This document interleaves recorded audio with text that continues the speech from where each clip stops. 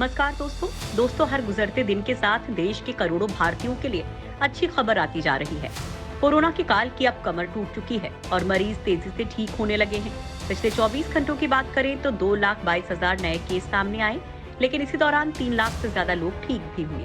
तो इसके साथ ही कोरोना का दम निकालने के लिए युद्ध स्तर पर प्रयास जारी है। दोस्तों, इस वीडियो में हम कोरोना महामारी से जुड़ी वो खबरें भी बताने वाले हैं जो आप में उत्साह की नई किरण जगाने वाली है।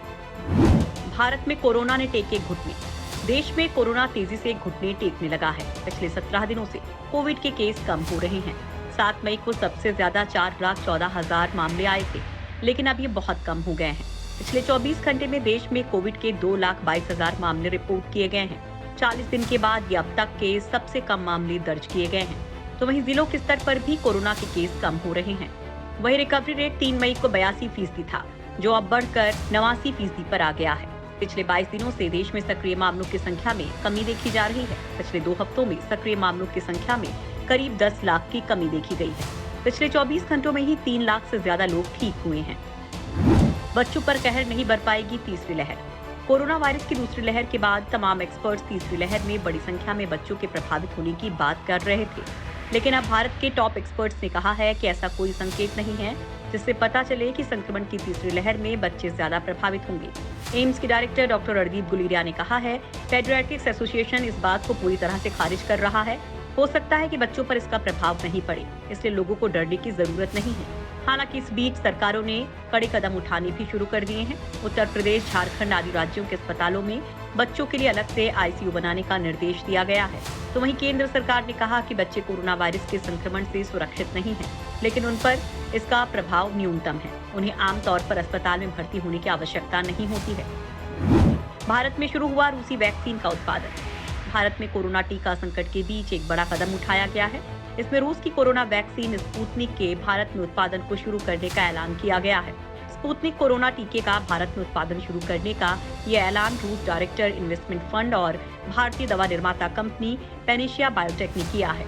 भारतीय दवा निर्माता कंपनी पैनेशिया बायोटेक द्वारा तैयार स्पुतनिक वैक्सीन की पहली खेप को पहले रूस में स्पुतनिक सेंटर भेजा जाएगा, जहां उसका क्वालिटी कंट्रोल चेक होगा। ये कोरोना टीका हिमाचल प्रदेश के बड्डी में बनाया जाएगा। सब ठीक रहा तो गर्मियों के आखिर में ही कोरोना वैक्सीन की पूरी तरह से उत्पादन शुरू हो जाएगा। भारत में आने वाले दिनों में करीब 10 करोड़ खुराक बना दी जाएंगी। कोविशील्ड और कोवैक्सीन के बाद स्पुतनिक को भी भारत में इस्तेमाल की आपातकालीन मंजूरी मिल चुकी है। ये मंजूरी 12 अप्रैल 2021 को दी गई थी। फिर 14 मई को रूसी कोरोना वैक्सीन से टीकाकरण की शुरुआत हुई थी। फिलहाल डॉक्टर रेड्डी लैब्स देश की चुनिंदा जगहों पर स्पुतनिक का टीका लगवा रही है। 1 मिनट में होगी कोरोना की जांच।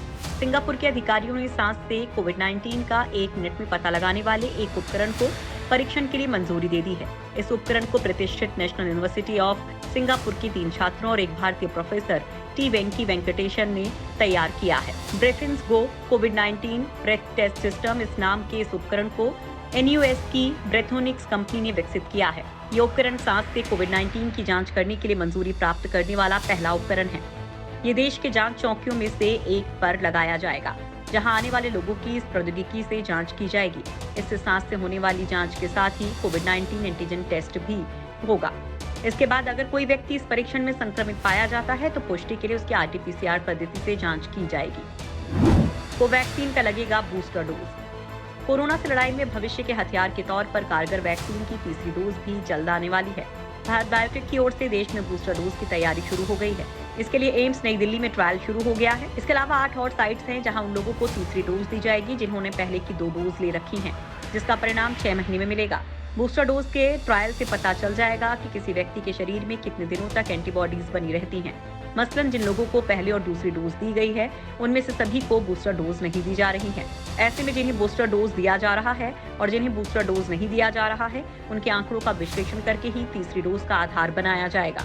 साइंटिफिक एविडेंस के लिए ये ट्रायल बेहद जरूरी है। पिछले साल एम्स ने जिन लोगों पर ह्यूमन ट्रायल किया था, उनमें से कुछ लोगों पर बूस्टर ट्रायल किया जा रहा है। एम्स में जिन लोगों के पहले फेज में ट्रायल हुआ था, उन्हें 3 माइक्रोग्राम का वायरल लोड दिया गया है। ट्रायल के दौरान इनमें से कुछ लोगों को 6 माइक्रोग्राम का वायरल लोड दिया गया। जिन लोगों को 6 माइक्रोग्राम का वायरल लोड दिया गया, उन्हें ही बूस्टर डोज दिया जा रहा है। बूस्टर डोज में भी 6 माइक्रोग्राम का वायरल लोड दिया जा रहा है।